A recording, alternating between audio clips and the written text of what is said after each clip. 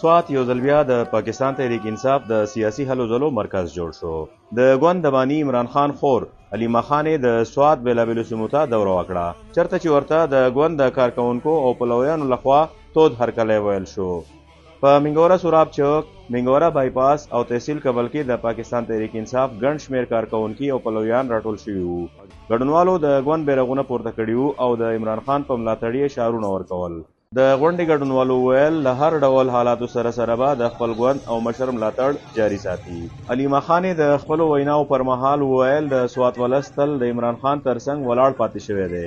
هغې وویل د ګوند ډېرو کارکونکو د سیاسي مبارزې په ترڅ کې بندونه، زندانونه او نورې سختۍ زغملي دي او عمران خان د هغوی د قربانیو قدر کوي.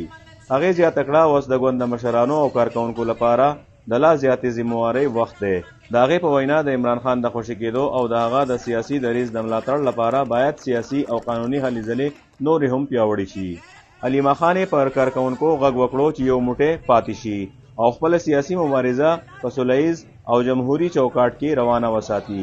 هغې وویل د ګوند اصلي قوت د خپل کارکونکو په یووالي او استقامت کې دی. د خپلې وینا په پای کې علیمه خانې د سوات د خلکو له تود هرکلي مننه وکړه او ویل د سوات د ولس له عمران خان سره وفاداري او ملاتړ د ستاینې وړ دی. عصمت علي اخوند، شال نیوز، منګوره، سوات.